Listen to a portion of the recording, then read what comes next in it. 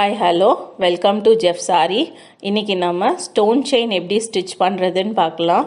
அதுக்கப்புறம் சக்கரி வச்சு எப்படி ஸ்டிச் பண்ணுறதுன்றது பார்க்கலாம். ஸ்டோன் செயின் ஸ்டிச் பண்ணுறதுக்கு ரெண்டு டைப் இருக்குது. ஸோ நான் ரெண்டுத்தையும் உங்களுக்கு காமிக்கிறேன். இப்போ நான் எடுத்திருக்கிறது வந்து golden colour stone chain. So first வந்து நம்ம க்ளூ ஓட்டி எப்படி ஸ்டிச் பண்ணுறதுன்றதை பார்க்கலாம். அதுக்கு முன்னாடி உங்களுக்கு எவ்வளோ ஸ்டோன் செயின் தேவையோ, இப்போ டிசைனுக்கு எவ்வளோ வேணுமோ அந்த அளவுக்கு மெஷர் பண்ணிவிட்டு இதை வந்து நீங்கள் கட் பண்ணணுன்னு அவசியம் இல்லை. இந்த மாதிரி லைட்டாக ட்விஸ்ட் பண்ணாலே அது வந்து அறுந்துடும். ஸோ கட்டர் வச்சு கட் பண்ணணுன்னு அவசியம் கிடையாது. லைட்டாக கையில் ட்விஸ்ட் பண்ணாலே அது அறுந்துடும். அதுக்கப்புறம் இப்போ நான் வந்து ஃபேப்ரிக் க்ளூ அப்ளை பண்ணிக்கிறேன். டிசைன் எந்த விதமான டிசைனாக இருந்தாலும் நீங்கள் இந்த மாதிரி ஃபஸ்ட்டு மெஷர் பண்ணிவிட்டு ஒட்டிடலாம். ஸோ இப்போ வந்து நான் இந்த ஷார்ப்பாக எப்படி ஓட்டுறதுன்றதுக்காக இங்கே வந்து ஒரு நெக்கு வரைஞ்சிருக்கேன். ஸோ இதுக்கு எப்படி கட் பண்ணுறேன்றது பாருங்கள்.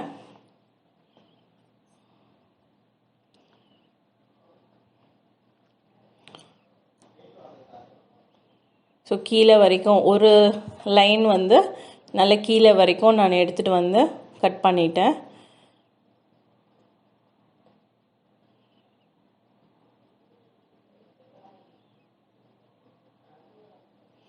ரெண்டாவது இது வந்து கீழே ஷார்ப் எண்டு வரைக்கும் வராது, அதுக்கு முன்னாடி ஒரு ஸ்டோனையே கட் பண்ணிடுறேன்.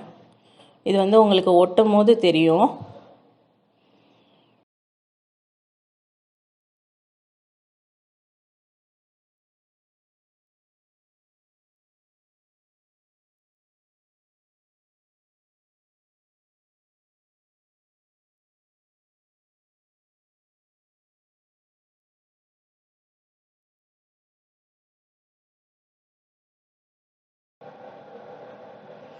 இப்போ பார்த்தீங்கன்னா நான் வந்து ஸ்டோனை கீழே நல்லா ஷார்ப்பான நெக்கு வர மாதிரி அந்த கீழே வரைக்கும் ஒட்டி வச்சுருக்கேன். ஸோ அந்த ட்ரா பண்ண இடத்து வரைக்குமே நான் ஒட்டி வச்சுட்டேன். ஸோ இப்போ இந்த சைடு ஒட்டும் போது நம்ம வந்து அது பக்கத்தில் இருந்து ஒட்டணும். ஸோ அந்த ஷார்ப் எட்ஜுக்கு வந்து இந்த சைடு போகாது. ஸோ அதனால் நம்ம அது ஸ்டோனுக்கு பக்கத்தில் இருந்து ஒட்டுறோம்.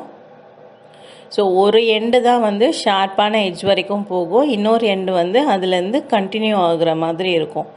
ஸோ ரெண்டு பக்கமும் நம்ம எடுத்துகிட்டு போய் ஷார்ப்பாக வைக்கக்கூடாது. ஒரு இது வந்து ஷார்ப்பாக வைக்கணும், இன்னொரு வந்து அதோட கண்டினியூஷன் மாதிரி போயிடணும். ஸோ இப்படி பண்ணும்போது உங்களுக்கு அந்த ஷார்ப் எண்டு வந்து நல்லா வரும். இப்போ இது நல்லா காயட்டும். காஞ்சதுக்கப்புறமா வந்து நம்ம அதை எப்படி ஸ்டிச் பண்ணுறதுன்னு பார்க்கலாம். இப்போ பார்த்தீங்கன்னா நான் வந்து ஒவ்வொரு ஸ்டோன் செயினுக்கும் ஸ்டிச் பண்ண போகிறேன். ஸோ ஃபஸ்ட்டு இந்த சைடு போட்டுட்டு பக்கத்தில் ஒரு செயின் போட்டுட்டு அப்புறம் அந்த பக்கம் போடணும். ஸோ அதுக்கு பக்கத்தில் செயின் போட்டுட்டு இந்த பக்கம் போடணும். ஸோ இப்படியே வந்து இது மாறிட்டே இருக்கும்.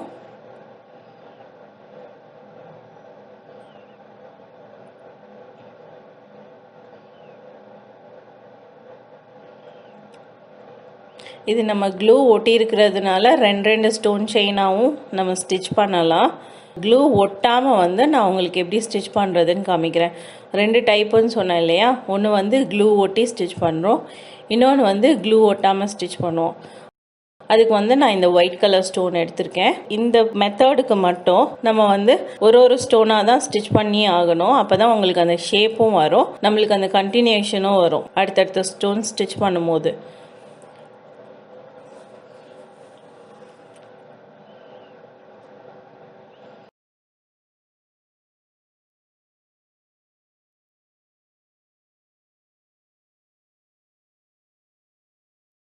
ஸோ நான் அந்த லைனில் கரெக்டாக வச்சுட்டு இப்போ இந்த சைட் ஸ்டிச் பண்ணுறேன்.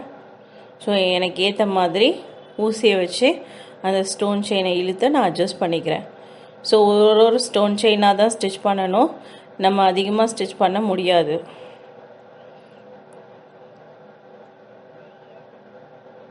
நம்ம சேர்த்து ஸ்டிச் 2-3 சேர்த்து ஸ்டிச் பண்ண முடியாது.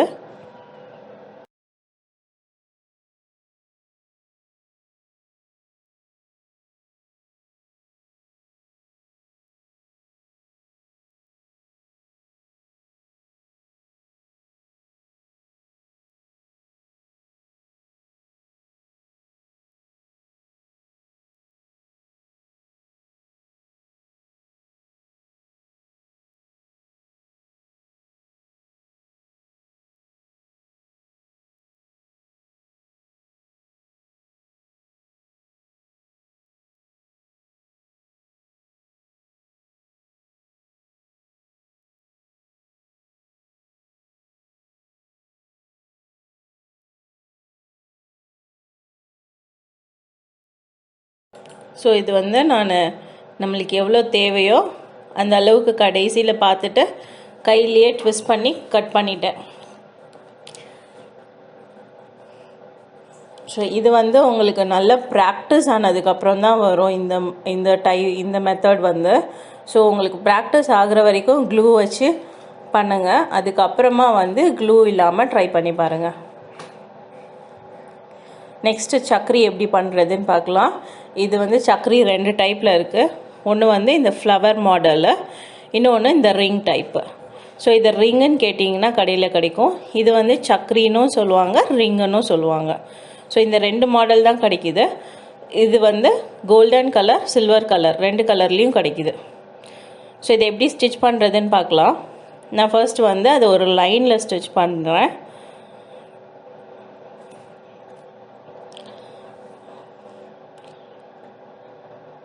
ஊசியிலே தான், நீங்கள் ஊசியில் எடுக்கணும்னு அவசியம் இல்லை. ஊசியில் வந்து பக்கத்தில் வச்சு ஸ்டிச் பண்ணால் போதும். உள்ளேயே வந்து நான் 2 ஸ்டிச் கொடுக்குறேன்.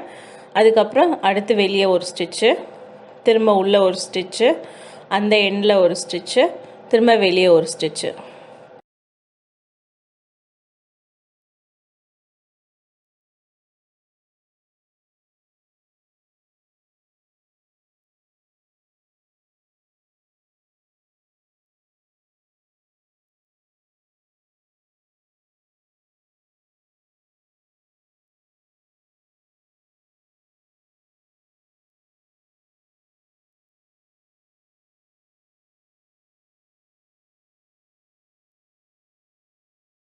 இப்போ இதை வந்து நான் தனித்தனியாக ஸ்டிச் பண்ணுறேன். தனித்தனியாக எப்படி ஸ்டிச் பண்ணுறதுன்றது பாருங்கள். ஸோ அதே மாடல் தான், ஆனால் வந்து ஒரு சக்கரிக்கும் வந்து நம்ம தனியாக நாட் போட்டுருவோம். நாட் போட்டுட்டு நூல் அடியில் கட் பண்ணாமல் அப்படியே வந்து அடுத்த சக்கரிக்கு நம்ம நூல் எடுத்துப்போம். ஸோ தனித்தனியாக ஸ்டிச் பண்ணும் போது இப்படி தான் பண்ணணும். ஸோ அடிக்கடி நம்ம நூலை கட் பண்ண தேவையில்லை. ஒரு தடவை இங்கே நாட் போட்டுட்டு நூலை அடியில் அப்படியே இருந்து எடுத்துக்கலாம்.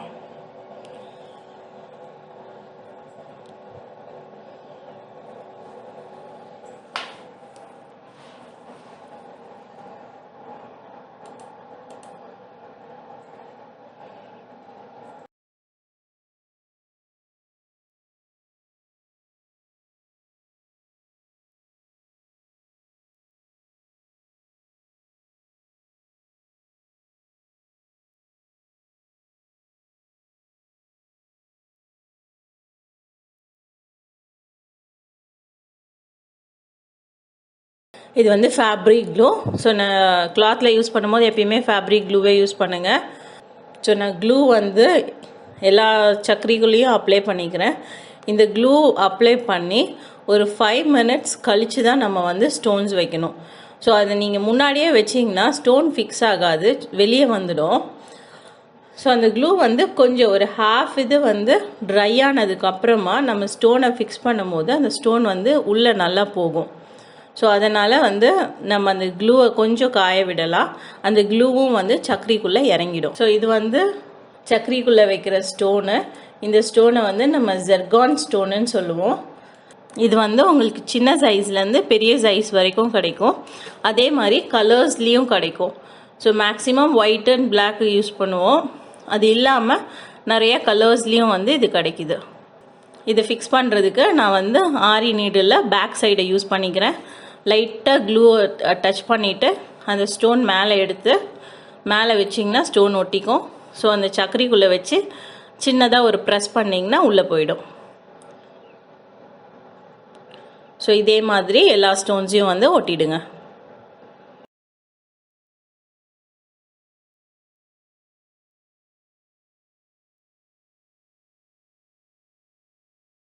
உங்களுக்கு இந்த வீடியோ பிடிச்சிருக்கோன்னு நினைக்கிறேன். உங்களுக்கு இந்த வீடியோ பிடிச்சிருந்ததுன்னா லைக் பண்ணுங்கள், ஷேர் பண்ணுங்கள், ஜெஃப்ஸ் ஆரிக்கு சப்ஸ்கிரைப் பண்ணுங்கள். தேங்க்யூ.